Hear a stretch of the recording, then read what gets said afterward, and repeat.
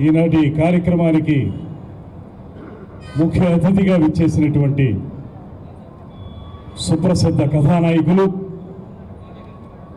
హిందూపురం శాసనసభ్యులు శ్రీ నందమూరి బాలకృష్ణ గారికి ప్రత్యేకమైనటువంటి ధన్యవాదాలు తెలియజేస్తూ, అదేవిధంగా ఈరోజు నూతనంగా పదవీ స్వీకారం చేసినటువంటి శ్రీ భరత్ భూషణ్ గారు చైర్మన్ గారు, శ్రీ మెహర్ రమేష్ గారు వైస్ చైర్మన్ గారు, ఇతర సభ్యులందరికీ, డైరెక్టర్లందరికీ, అదేవిధంగా ఎఫ్టీసీ ఎండి గారు విశ్వనాథన్ గారికి, ఇక్కడికి విచ్చేసినటువంటి 50 మంది కళాభిమానులందరికీ కూడా నమస్సుమాంజలి తెలియజేస్తూ, మీడియా వారికి కూడా ప్రత్యేకంగా ధన్యవాదాలు తెలియజేస్తూ, ఒక కీలకమైనటువంటి సమయంలో ముఖ్యంగా ఆంధ్రప్రదేశ్ రాష్ట్రంలో 2019 నుంచి 24 వరకు కళలకు కానీ, సినిమాకి కానీ, నాటకానికి కానీ, టీవీకి కానీ ఏ రకమైనటువంటి ప్రోత్సాహం లభించినటువంటి పరిస్థితుల్లో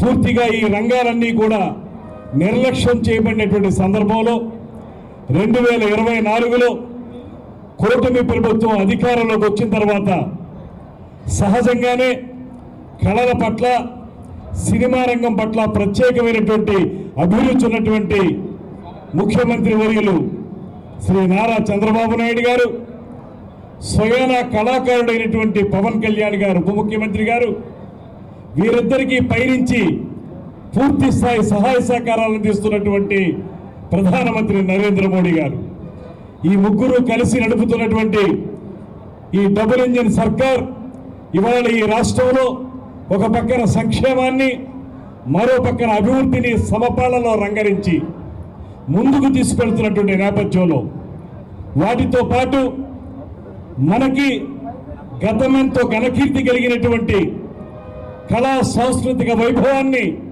పునరుద్ధరించాలనేటువంటి ఆలోచనతో ఏవైతే ఆ రోజున పక్కన పెట్టేయబడినటువంటి ఉగాది పురస్కారాలు కానివ్వండి, కందుకూరి పురస్కారాలు కానివ్వండి, వివిధ ప్రాంతాల్లో లబ్ధ ప్రతిష్ఠులైనటువంటి అనేక మంది యొక్క పేర్లతోటి అనేక ఉత్సవాలు నిర్వహించడం కానివ్వండి, ఇవన్నిటినీ కూడా ముఖ్యమంత్రి గారు మళ్ళీ పునరుద్ధరించి ఇవాళ ఈ 2 సంవత్సరాలుగా ఈ రాష్ట్రంలో కళలు విలసిల్లే విధంగా, కళాకారులు ఆనందపడే విధంగా అన్ని ప్రాంతాల్లోనూ కూడా ఒక పక్కన పర్యాటక రంగం కానివ్వండి, సాంస్కృతిక రంగం కానివ్వండి, అన్ని విధాల ముందుకు వెళ్ళటానికి అనువైనటువంటి ఒక అద్భుతమైనటువంటి ప్రభుత్వాన్ని అందిస్తున్నటువంటి నేపథ్యంలో 2 సంవత్సరాలు అయింది.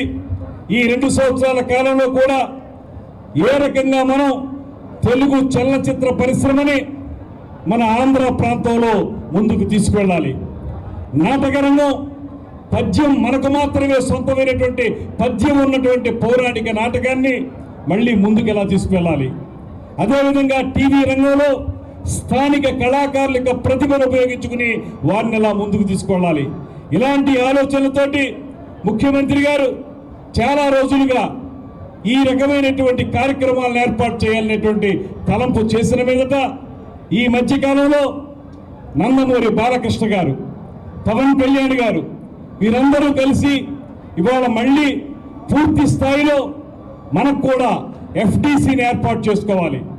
దాని ద్వారా ఒక పక్కన తెలుగు సినీ రంగానికి చెందినటువంటి అభివృద్ధి జరగాలి, దానికి సంబంధించి నంది అవార్డులు రావాలి, దాంతోపాటు నంది నాటకోత్సవాలు జరగాలి, వాటితో పాటు ఆంధ్రప్రదేశ్ రాష్ట్రంలో కళలు విలసిల్లాలనేటువంటి ఒకే ఒక్క ఆలోచనతో అనేక రకాలుగా ఆలోచించి ఇవాళ ఒక అద్భుతమైనటువంటి టీముని, ఇవాళ ఎఫ్టీసీ టీముని అద్భుతంగా తయారు చేసి రూపొందించి ఇవాళ నుంచి రాబోయే రోజుల్లో ఆంధ్రప్రదేశ్లో కూడా అద్భుతమైనటువంటి ఎఫ్టీసీ కార్యక్రమాల్ని విస్తరింపజేయడానికి ఈ ప్రభుత్వం పూర్తి స్థాయిలో దీక్షా కంకణబద్ధంగా ఉంది అనేటువంటి మాటను కూడా ఈ సందర్భంగా తెలియజేస్తున్నాను.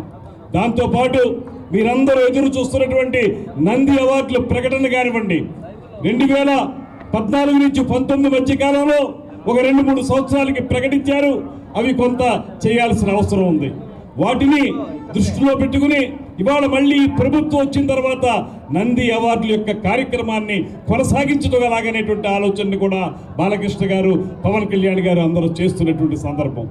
దీన్ని దృష్టిలో పెట్టుకుని రాబోయే రోజుల్లో film development corporation, TV development corporation, అదేవిధంగా నాటక కార్పొరేషన్, ఈ మూడిట్ల సమ్మిళితమైనటువంటి ఆంధ్రప్రదేశ్ రాష్ట్ర చలనచిత్ర నాటక రంగ టీవీ అభివృద్ధి సంస్థ ఏదైతే ఉందో దాన్ని ముందుకు తీసుకెళ్ళడానికి ఈ టీం బాగా పనిచేయాలని భరత్ భూషణ్ గారు, చిక్కాల ఉమామహేశ్వరరావు గారు వీరి యొక్క ఆధ్వర్యంలో ఈ కార్యక్రమాలు బాగా ముందుకు వెళ్ళాలని మొత్తం టీం సభ్యులందరూ కూడా చూస్తే అందరూ కూడా ఒక్కొక్కరు కూడా వారి వారి రంగాల్లో అద్భుతమైనటువంటి ప్రతిభను కనపరిచినటువంటి సభ్యులు, డైరెక్టర్లు ఉన్నారు. అందరూ కలిసి రాబోయే రోజుల్లో మనం చలనచిత్ర పరిశ్రమ అభివృద్ధిని చేయడానికి ఇవాళ నేను ఒక్కటే కోరుతున్నాను. ఇక్కడికి చాలా మంది నిర్మాతలు వచ్చారు, పెద్దవారు వచ్చారు సినిమా రంగం నుంచి. నేను ఒక్కటే కోరుతున్నాను, ఇవాళ ఆంధ్రప్రదేశ్లో షూటింగులు జరగడానికి ఏమాత్రం కొదవలేదు. అద్భుతమైనటువంటి ప్రకృతి సౌందర్యం ఉన్నటువంటి ప్రాంతం కనుక కేవలం తెలుగు చలనచిత్ర పరిశ్రమ మాత్రమే కాదు, అటుపక్కన తమిళ పరిశ్రమ కానీ, ఇటుపక్కన పశ్చిమ బెంగాల్ కానీ వారందరూ వచ్చి ఇక్కడ షూటింగులు చేసుకుంటా ఉన్నారు. మన తెలుగు సినిమాలు కూడా అద్భుతంగా షూటింగులు జరుగుతున్నాయి. ఒక పక్కన అరకు వ్యాలీ, మరో పక్కన మారేడుమిల్లి, తిరుపతి ప్రాంతం, అమరావతి ప్రాంతం, ఇవన్నీ కూడా అద్భుతమైనటువంటి షూటింగ్ లొకేషన్స్. షూటింగులు కొదవలేదు కానీ మౌలిక సదుపాయాల కల్పన మాత్రమే ఇంకా చేయాల్సి ఉంది. దానికే నిర్మాతల్ని, సినిమా రంగానికి చెందిన పెద్దవారిని కూడా మేము కోరుతా ఉన్నాం ఆంధ్రప్రదేశ్ రాష్ట్ర ప్రభుత్వం నుంచి. మీరు రండి, ఇక్కడ ఈ ప్రభుత్వం ఇవాళ పర్యాటక రంగాన్ని ఏ రకంగా అయితే ఇండస్ట్రీగా గుర్తించి వారికి వెసులుబాటు కల్పిస్తున్నామో అదే రకంగా చలనచిత్ర పరిశ్రమ అభివృద్ధి గురించి కూడా పూర్తి స్థాయిలో సహకరించడానికి ఆంధ్రప్రదేశ్ రాష్ట్ర ప్రభుత్వం ముఖ్యమంత్రి చంద్రబాబు నాయుడు గారి నేతృత్వంలో సిద్ధంగా ఉందనేటువంటి మాట మీకు తెలియజేస్తున్నాం. రండి, వచ్చి మీరు ఇక్కడ సినిమా స్టూడియోలు కానీ, డబ్బింగ్ థియేటర్లు కానీ, రీ రికార్డింగ్ థియేటర్లు కానీ ఇవి నిర్మించండి. ఇక్కడ నిర్మిస్తే స్థానిక కళాకారులకి, స్థానిక ప్రతిభకి పూర్తి స్థాయిలో అవకాశం దొరికేదానికి వీలుంటుంది. దాన్ని దృష్టిలో పెట్టుకుని షూటింగ్లు మాత్రమే కాకుండా ఇక్కడ మౌలిక సదుపాయాల కల్పనలో కూడా పరిశ్రమ ముందుకు రావాలనేటువంటి మాటని మేము ఆహ్వానిస్తున్నాం.